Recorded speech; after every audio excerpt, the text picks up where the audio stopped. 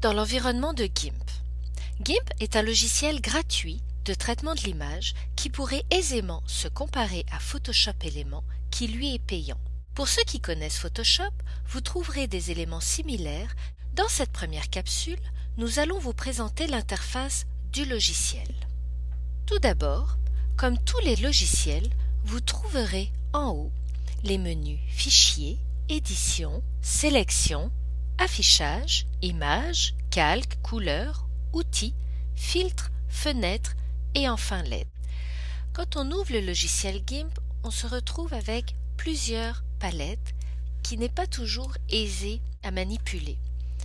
Une petite astuce très pratique qui existe seulement depuis la version 2.8 et pas dans les versions antérieures, c'est de mettre toutes les fenêtres en mode de fenêtre unique. Par défaut, vous avez la palette d'outils à gauche avec les différents outils du logiciel. Certains outils ont des options de modification comme le pinceau par exemple. Nous verrons cela dans une autre capsule. Vous pouvez aussi modifier les palettes d'outils dans les préférences du logiciel. Donc en ouvrant Préférences, Boîte à outils, vous avez ici les différents éléments que vous pouvez ajouter. Vous pourrez, quand vous serez très à l'aise avec GIMP, mettre le niveau, le seuil, avoir tout de suite accès à la luminosité et le contraste, aux teintes et aux saturations, aux balances de couleurs. Vous allez pouvoir les afficher directement dans votre palette d'outils. C'est très pratique.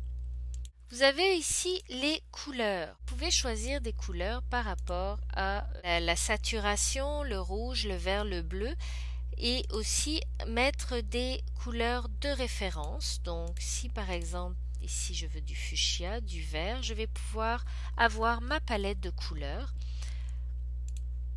Je peux avoir différents cercles chromatiques pour aller le chercher. Celui qu'on utilise le plus souvent est celui-ci. Vous avez la couleur de premier plan et la couleur de l'arrière-plan. Vous pouvez à tout moment basculer d'une couleur à l'autre ou aller aussi dans le noir et blanc, les éléments par défaut. Les outils de dégradé de matière, nous verrons ça dans une autre capsule. Toujours à gauche, vous avez possibilité d'enregistrer des pré-réglages d'un outil. C'est utile quand on a plusieurs images aussi à faire. On va utiliser les mêmes outils avec les mêmes réglages. On peut très bien les enregistrer. Et on peut réinitialiser ensuite les valeurs par défaut de l'outil. Voilà pour les outils. Je vous ai parlé en début de capsule des menus qui sont en haut. Vous pouvez retrouver les différents outils qui sont ici. Donc les outils de sélection, les outils de peinture, les outils de transformation, les outils de couleur, ainsi que le zoom, la mesure. Donc tous les outils que vous avez à gauche sont retrouvés ici dans le menu. Pour terminer avec l'interface, à droite, vous avez ici les calques. Nous verrons les calques dans une autre capsule car c'est un élément qui est important et qui est très utile dans tout logiciel de traitement de l'image. Vous avez aussi les canaux. Vous marquez rouge, vert et bleu. Il n'y a pas de cyan, magenta, jaune, noir dans GIMP. C'est en rouge, vert, bleu ou sinon en niveau de gris. Si je vais dans Images, Mode, je peux avoir accès au niveau de gris, aussi aux couleurs indexées.